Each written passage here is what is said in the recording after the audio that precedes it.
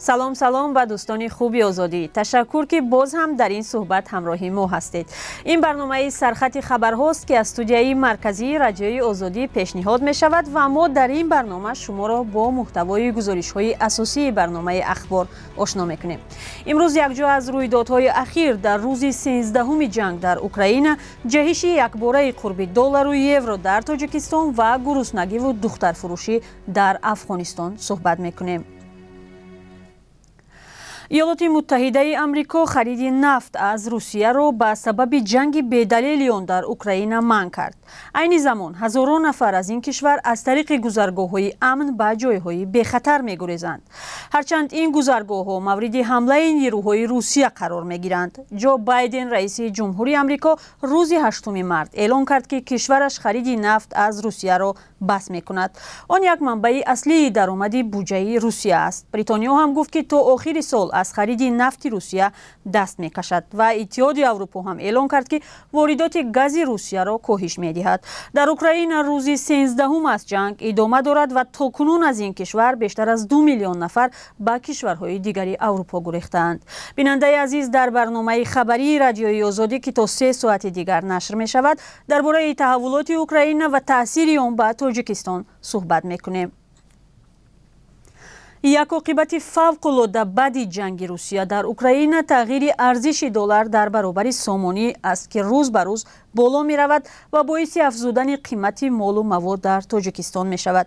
افزایش یکباره قرب دلار و یورو در برابر سامانی امروز از موضوعهای اصلی صحبت در تاجیکستان است. صبح امروز قرب رسمی دلار و یورو در کشور 15% بالا رفت. بانک ملی 9 مارس یک دلار آمریکایی را 13 سومانی مقرر کرده است. تا دیروز یک دلار رسما برابر به 11 سومن و 30 درم بود. اگر می‌خواهید قرب اسعار دیگر در برابر سومانی را بدانید، اندک صبر کنید. در پایان برنامه ما به این موضوع برمیگردیم. در برنامه خبری امروز همچنین درباره یک کشور جنگ زده و رنج کشیده افغانستان همسایه با تاجیکستان صحبت میکنیم که بعد آغاز جنگ در اوکراین از سرخط خبرها رفت. در این کشور که مردم زیاد به گرسنگی روبرو شدند، بعضیها تا حد رسیدند که فرزندان خود را میفروشند. با این را آنها میخواهند اطفال دیگرشان را از مرگ نجات دهند. او خیلی خرد است، چیزی را نمیفهمد. اکنون او در اختیار آنها است. آنها هر کاری میخواهند میتوانند بکنند. ما این کار از ناعلاجی کردیم. ما نمیدونیم آینده او چی میشود.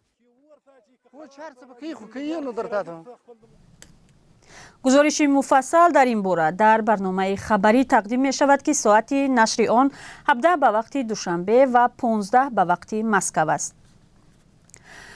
ضمناً یک خوشخبر برای آنهایی که بهار و تابستان امسال بعد این همه بیماری و محدودیت‌ها می‌خواهند سیر و سیاحت کنند و به تماشای سمرقند و بخارا بروند.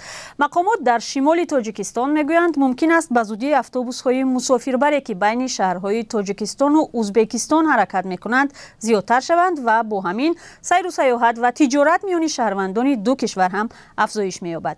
گزارش همکاران ما را در این باره در برنامه اخبار بعد از چند ساعت می‌بینیم.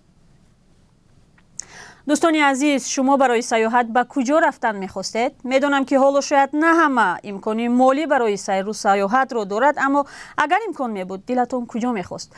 با ما در زیر برنامه سرخط و در صفحه‌های ما در شبکه‌های اجتماعی در این باره نویسید. همانگونه که گفتیم از 11 سومانی تا به 13 سومانی رسیدن ارزش یک دلار در تاجیکستان امروز به موضوع اصلی صحبت تبدیل یافته است. همزمان با دلار ارزش قرب یورو هم در تاجیکستان بالا رفت. یک یورو از 12 سومانی و 34 درم در یک روز به 14 سومانی و 19 درم برابر شد. ارزش روبل روسی که هر روز کاهش می‌یافت برعکس در یک روز اخیر بیش از 8% بالا رفت.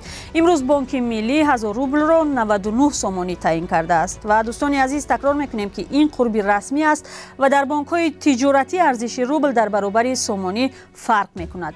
سرخط خبرها رو اینجا به پایان میبریم و بعد از 3 ساعت دیگر ساعت 17 به وقت دوشنبه و ساعت 15 به وقت مسکو در برنامه اخبار به خدمت شما برمیگردیم.